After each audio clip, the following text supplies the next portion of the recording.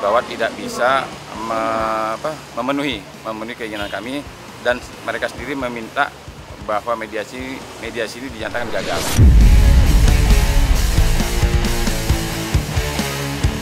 Jadi insya Allah Senin baru kita tempur yang sebenarnya.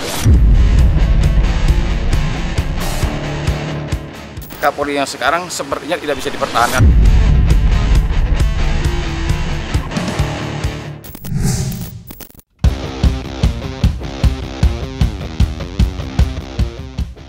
Usaha Herwanto Nurmansyah untuk dapat mengakses barang bukti CCTV dan ponsel baik korban maupun para terpidana dalam kasus tewasnya Vina dipastikan kandas.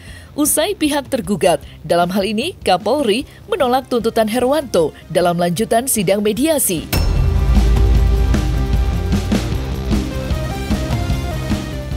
Namun demikian, Herwanto tidak patah arang. Upaya hukum kembali ditempuh oleh Ketua Relawan Sahabat Kapolri itu dengan kembali menggugat Kapolri melalui sidang pra-peradilan yang rencananya akan digelar pada Senin depan. Dan yang menarik, tidak hanya Kapolri yang digugat, Kapolda Jawa Barat juga digugatnya. Upaya yang dilakukan Herwanto semata-mata demi tegaknya keadilan yang saat ini sedang diperjuangkan 6 terpidana melalui upaya hukum luar biasa atau PK. Lantas seperti apa peluang Herwanto memenangkan gugatan pra-peradilan?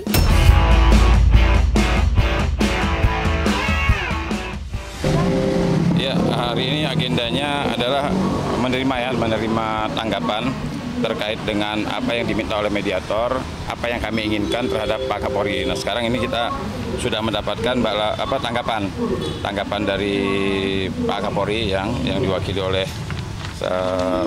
Pak Imam Rifai dan Iwan Budiarto. Mereka sudah menjawab secara tegas bahwa tidak bisa memenuhi keinginan kami, dan mereka sendiri meminta bahwa mediasi ini dinyatakan gagal. Tapi kami sudah antisipasi dengan mendaftarkan pra-peradilan. Alhamdulillah tanggal 23 besok hari Senin kita sidang pertama pra-peradilan. Jadi kami nggak kaget lah dengan dinyatakan gagalnya mediasi ini, kami nggak kaget. Sehingga kami sudah mengantisipasi mendaftarkan permohonan pra-peradilan. Jadi insya Allah Senin baru kita tempur yang sebenarnya. Apakah 6 handphone ini benar-benar dimiliki kewenangan dikuasai oleh pihak polisian, atau nanti kami bisa buktikan bahwa 6 handphone ini dikembalikan kepada pemiliknya. Nah, kalau sekarang upaya paksa nih, pra-peradilan sudah kami daftarkan ya, dan Senin kita sidang. Nah, kali ini upaya paksa nih.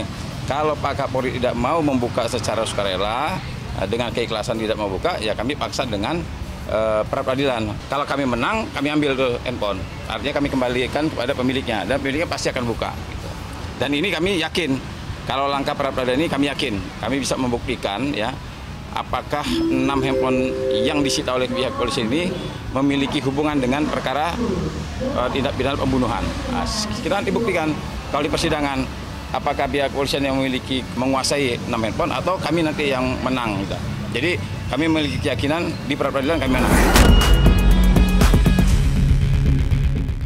Kegigihan Herwanto mendapatkan CCTV dan ponsel yang sempat dijadikan barang bukti dalam kasus tewasnya Vina tidak lain untuk membantu ke-6 terpidana mendapatkan novum. Mengingat ke-6 terpidana saat ini sedang mengajukan PK di Pengadilan Negeri Cirebon. Barang bukti CCTV dan ponsel milik korban menjadi penting dalam mengungkap kejadian yang sebenarnya. Sejalan dengan itu, belum lama ini kuasa hukum Saka Tatal baru saja mendapatkan ponsel milik saksi Nazarudin yang sempat mendokumentasikan korban Eki dan Vina yang tergeletak di jalan raya. Dalam pengakuannya, Nazarudin menyebut jika Eki dan Vina meninggal karena mengalami kecelakaan tunggal dan bukan pembunuhan sebagaimana yang saat ini didengungkan. Atas kesaksian itu, ekstraksi data ponsel milik Nazarudin menjadi penting untuk dijadikan novum dalam mengungkap kejadian sebenarnya.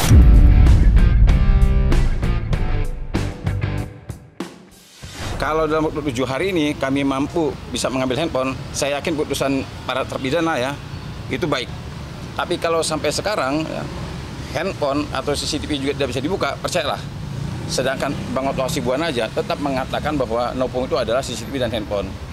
Nah, artinya yang diinginkan oleh kami ini sama diinginkan oleh Bang Otto Hasibuan juga.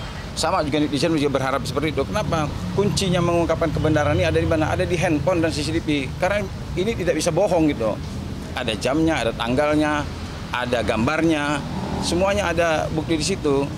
Jadi kalau memang benar ya ingin membebaskan terpidana, saya kebenaran. Ya, saya memiliki keyakinan nih. Saya memiliki keyakinan, udah bukalah handphone itu, biar kita tahu apa sebenarnya terjadi percakapan di dalam handphone itu. Saya juga kan ke Jakarta ditugaskan oleh Pak Justek Wongso untuk mengekstraksi handphone yang dimiliki oleh Nasruddin gitu sih.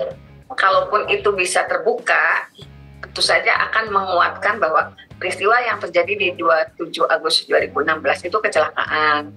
Karena sebenarnya kan saksi-saksi yang melihat kecelakaan itu kan sudah ada.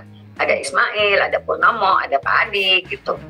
Sekarang ditambah lagi Nasruddin dan mudah-mudahan dikuatkan oleh adanya handphone yang dimiliki oleh Pak Nasruddin. Tapi memang kita masih, karena ada beberapa handphone itu dia punya satu, kemudian juga sempat foto-foto itu dipindahkan karena handphone yang lama itu kan handphone tanpa memory card gitu. Jadi mudah-mudahan dari tim Pradisi terus mengupayakan untuk bisa membuka itu.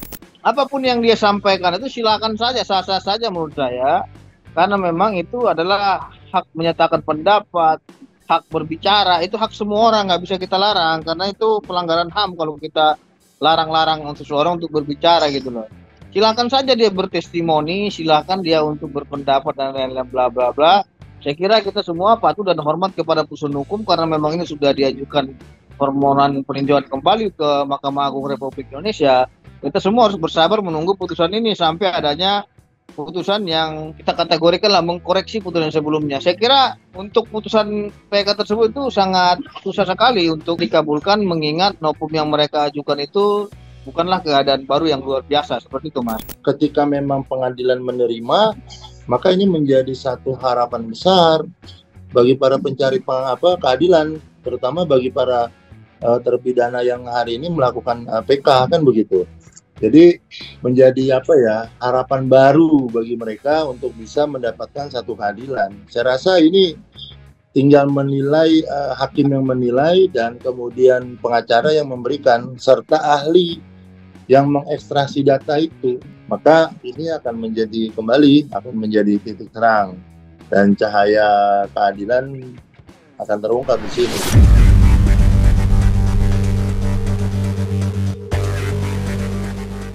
Meski baru Senin depan sidang pra-peradilan akan digelar, Herwanto sudah mempunyai rencana lain, yakni mengajak masyarakat turun ke jalan memprotes Kapolri jika seandainya usahanya kembali gagal untuk mendapatkan akses CCTV dan ponsel milik korban.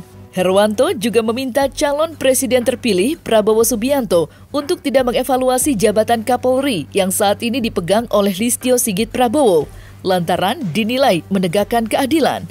Dalam pernyataannya secara umum, Herwanto mengkritisi kinerja aparat kepolisian sebagai ujung tombak penegak keadilan di tengah masyarakat. Kritik yang dilontarkan Herwanto lantaran ia mengendus aparat kepolisian sengaja mengulur waktu antara gugatannya yang meminta barang bukti CCTV dengan sidang PK 6 terpidana. Sebab barang bukti CCTV menjadi mubazir jika sidang PK selesai digelar, sementara barang bukti CCTV belum didapatkannya. Upaya-upaya yang bisa mengungkapkan kebenaran pasti akan kami lakukan. Tapi andai kata semua pintu pada akhirnya semua tidak bisa dibuka, dengan sangat berat hati saya mengajak teman-teman netizen ini semua turun ke jalan, sampaikan kepada presiden terpilih ya, mohon maaf nih, Pak Kapolri yang sekarang sepertinya tidak bisa dipertahankan lagi jadi Kapolri. Kenapa? Kan tidak bisa mengungkapkan kebenaran. Pada akhirnya kami tidak tahu nih apa sih sebenarnya terjadi 2016 yang lalu. Nah sekarang kalau Kapolri seperti ini masih dipertahankan, aman nggak kira-kira masyarakat? Kalau dengan berkas seperti ini bisa digunakan untuk menangkap orang, menahan orang, menuntut orang, bahkan menghukum orang seumur hidup. Terus Pak Kapolri tidak mau mengungkapkan kebenaran. Padahal sudah viral. Padahal sudah viral, luar biasa, mendapatkan perhatian dari masyarakat yang luar biasa kuat begini. Ya tidak ada jalan keluar. Kami minta kepada Presiden lah, ya jangan dipertahankan dong. Tapi kalau seandainya Pak Kapolri benar-benar mengungkapkan kebenaran dan bisa melindungi masyarakat, kami juga akan sampaikan kepada Pak Prabowo, pertahankan. Wah jangan-jangan ini strategi mereka mengulur waktu agar apa? agar bisa jadi nih, andai kata pun handphone ini bisa dibuka, tapi kan sidang pra-peradilan bisa habis nanti. Sekarang ini sudah berjalan. Nah, andai kata sidang PK ini berjalan sampai habis, terus itunya kan gak ada gunanya lagi.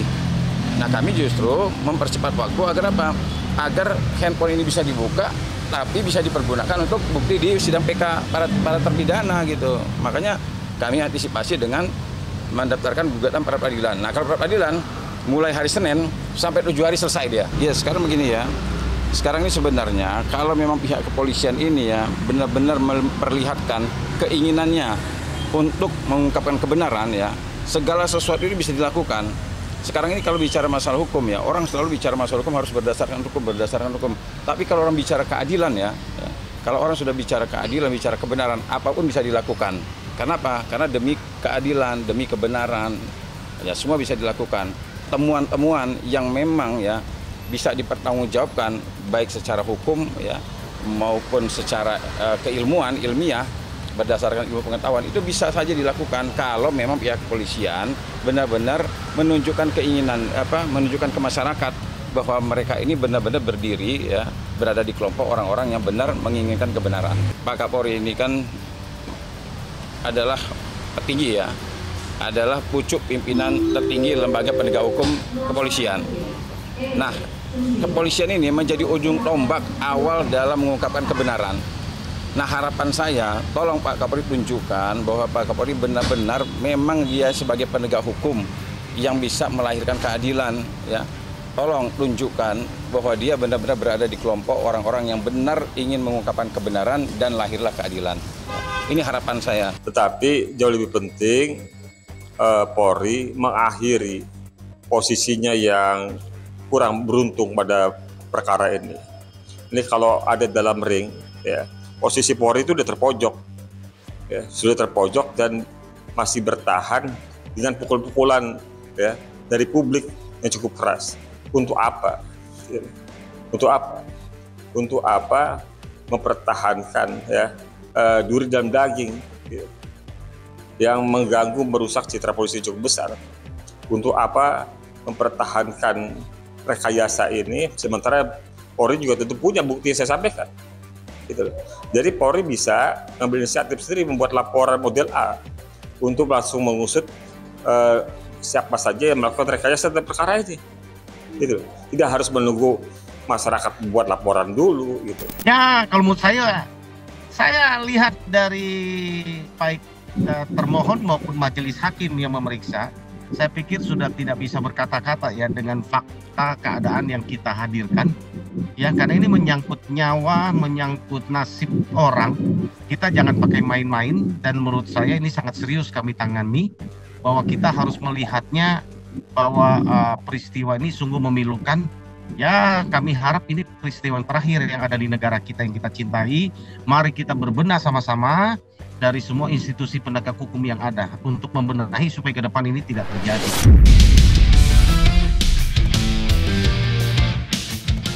Nah, selesai sudah Cumi Lovers. Saksikan terus Cumi Camp In Depth, kabar lengkap, mendalam, dan akurat dari narasumber terpercaya. Dan jangan lupa untuk like, subscribe, dan juga share channel YouTube Cumi Cumi.